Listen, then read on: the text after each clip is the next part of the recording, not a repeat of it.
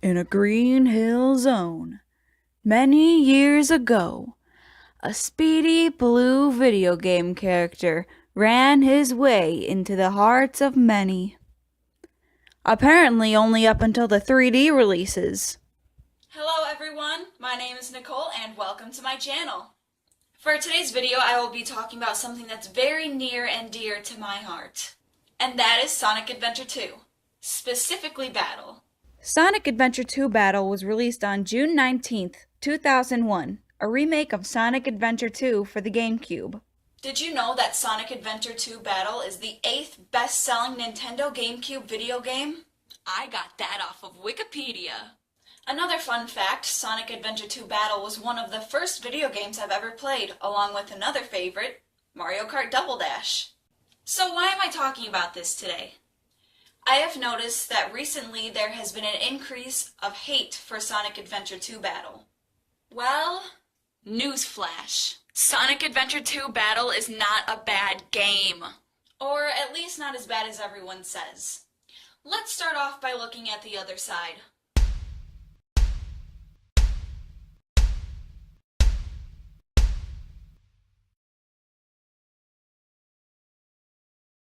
So the main problems that most people have with this game now are the mech levels, the treasure hunting levels, the story, the camera, and the voice acting. Killing two birds with one stone, let's address the elephant in the room. The elephant that apparently no one can see. The mech and treasure hunting stages weren't bad at all. While some people complain that these aren't Sonic concepts, when has Sonic games ever been about one specific thing? Take a look at the more recent games.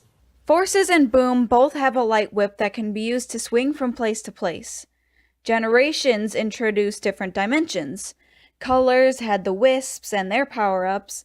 Unleashed had the Werehog. Most games have introduced at least one new feature.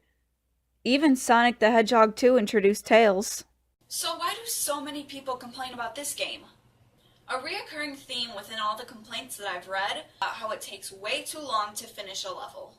While I agree that it does take some time the first time around to get used to everything, once you've played through it a couple of times, it shouldn't take more than 5 minutes to complete. Except for Mad Space, the worst treasure hunting level of the game. However, more experienced players can get through Canon's Core, the level where you have to play as all the characters to get through the stage with the exception of Shadow, in under the 7 minutes that is allowed in the Stage 4. Now that we've addressed that, let's talk about the story. Spoiler alert! Paraphrased from Wikipedia by me and fact-checked by an avid player, also me.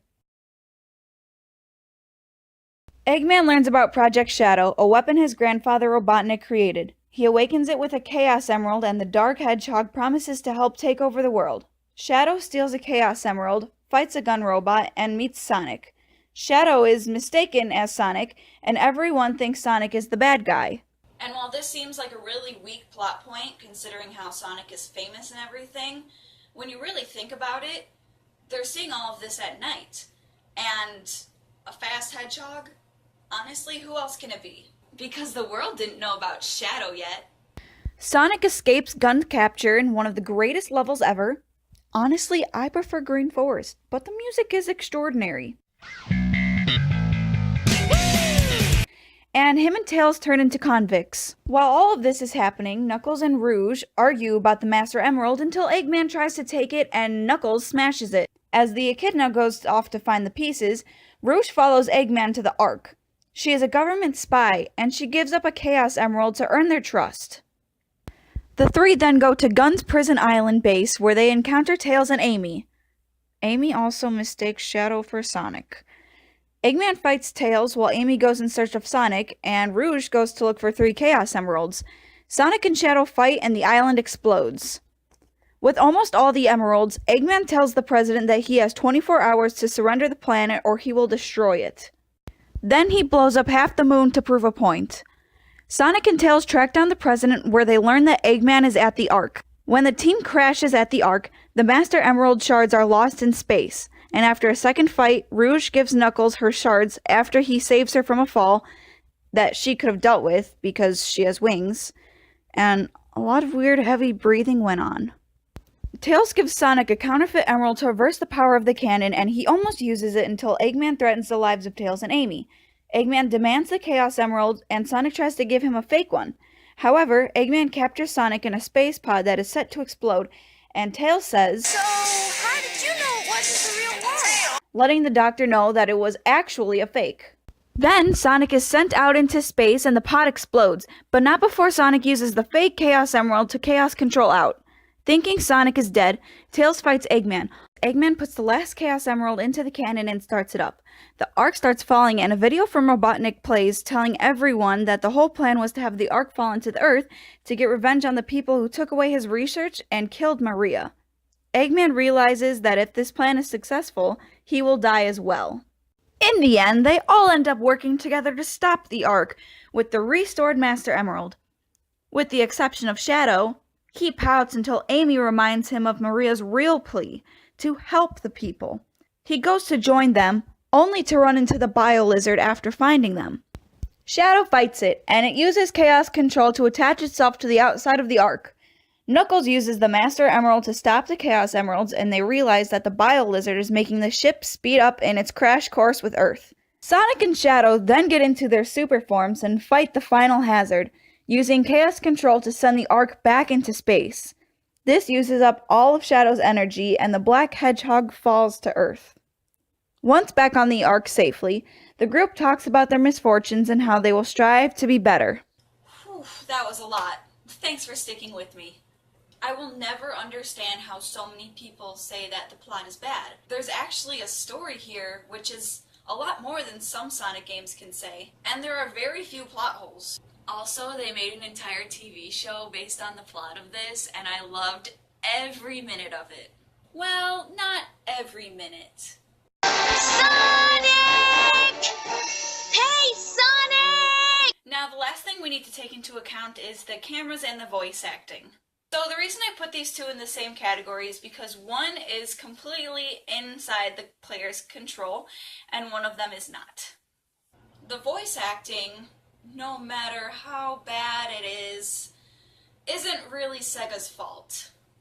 It takes a lot of money and time to redo an entire scene in a video game just to get the words right with the lips or with the time frame. However, the background music could have done with a little less volume. Now for the cameras, I've been playing this game most of my life, for as long as I can remember, and I've rarely ever had problems with the camera. Sure, if you try to go off course, the camera might get stuck on something or it might turn the wrong way, but this mostly happens within the Sonic and Shadow levels and the mech levels, which is completely understandable. For these levels, you are meant to stay on one course, or the shortcuts, and the camera is designed to stay on one course, which is why the cameras were only designed to show you one way to do it, or to show you what you need to see when you need to see it. For example, if you're running through Metal Harbor, you don't need to see what's underneath you or what's to the sides of you, so the camera only shows you what's in front of you. If you run the natural course, then the camera won't get stuck on anything, because that's how it was designed. My point being, the camera problems are the player's fault. Well, I may be blinded by nostalgia, or something else. Something like common sense. I do believe that people are being way too hasty when calling Sonic Adventure 2 Battle the worst Sonic game of all time. Given the points I addressed, people can't really argue that Sonic Adventure 2 Battle didn't age well. I believe that if something comes out and it's good, it will never stop being good. Just like how Amy will never stop mistaking other hedgehogs for Sonic. Thank you guys so much for watching this video. I would like to hear your opinions, so please leave them down in the comments. Also, don't be too slow in clicking the like and subscribe button if you want more. You're too slow. I hope you enjoyed this video. SA2B is the best, and goodbye!